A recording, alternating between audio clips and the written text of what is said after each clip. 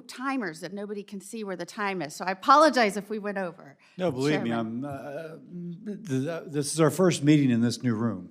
And so now I can see A lot of new technology. I can see on my dial it's Senator Kim who's next. Thank you, Chairman. Thank you to all of you, and very powerful testimonies here. One thing I just wanted to sort of start from is sort of an area, hopefully, of agreement here. But Mr. Stern, you said something in your written testimony. You said, students have an absolute right to expect a campus environment where they will not be victims of true threats, real harassment, or intimidation, bullying, or discrimination, let alone assault. And I think that that is something, hopefully, that all of us can agree to, including my colleagues and I. So this question is how do we determine what then crosses that line? And I think that that's something I've tried to grapple with, and I've engaged the people in my state, and it's challenging. And certainly, when we look back at what happened at campuses and across this country over the last 2 years or so, I personally feel like I've seen things that have crossed that line. We've seen things that have entered that level of bullying, intimidation, discrimination, assault. But what we also know is that we shouldn't then cast that across the entirety of everything that is happening. So the question is, how do we try to separate that? The question is also, who decides that? We've talked about the Office of Civil Rights, and Mr. Stern, I guess I just start with you. You've said that, for us to be able to achieve what Ms. Gamble just talked about, I agree with you that we want to make sure there's teeth. We want to make sure that we can get the findings of violation. Mr. Stern, you've proposed increasing the budget to the Office of Civil Rights. Can you explain that to me in terms of what would that be able to do further in terms of being able to try to identify and what the problem was, what the violation was, and then what the appropriate response is? Thank you, Senator. Well, one of the issues is that there's a huge backlog. So on a campus, when complaints are not resolved in a timely fashion, I think we probably all agree on that. That sends a message that nobody cares.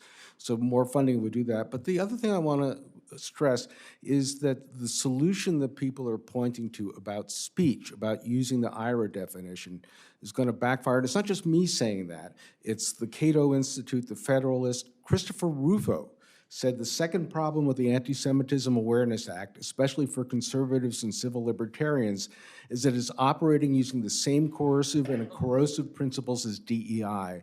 The legislation codifies an ideologically charged definition of anti-Semitism into law, provides special protections based on group identity, and expands anti-discrimination enforcement to include constitutionally protected speech. And what I worry about is when we tend to think about anti-Semitism, is it on this side of the line or that side of the line?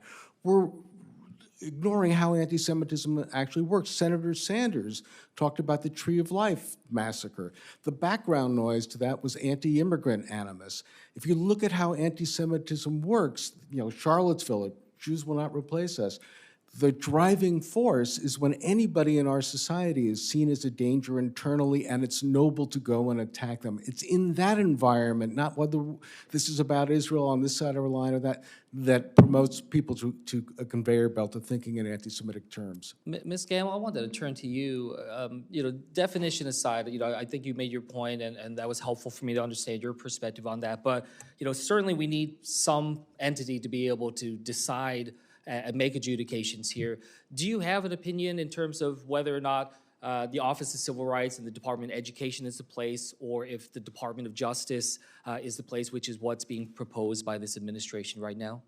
I'll be honest with you, Senator. I don't particularly care which one it is. I believe that enforcement is what is necessary here. I believe that they need to be well educated on these issues, whomever it is going to be. I will say what we have seen recently when it is OCR investigators is, one, a lack of proper understanding in education and a lack of understanding of the law that requires enforcement. So to the extent that there is some cooperation between the Department of Education and the Department of Justice, I think that may be absolutely the recipe that we need.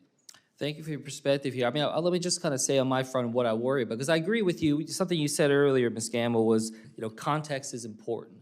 And I do think that there is very strong need for having that context within the system of education. Understand the dynamics there in our education are different than other parts of our society. I agree with you, though. We want to make sure that there's teeth to it in terms of being able to engage. And what we want to make sure is there's a process there.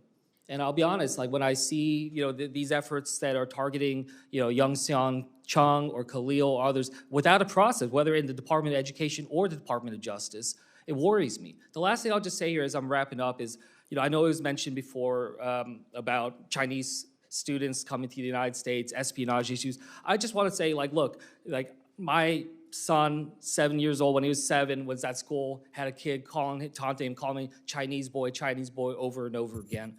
And so when there was that anti-Asian hate rising, the first people in New Jersey that came to our defense were some of the Jewish American community leaders. We wrote an op-ed together. I think that's important.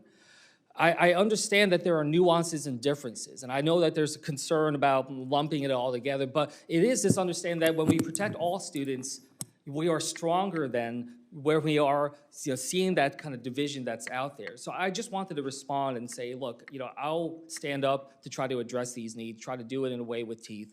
Thank you, Chairman, for letting me go a few seconds over here. Senator Husted. Thank you, Mr. Chairman. Appreciate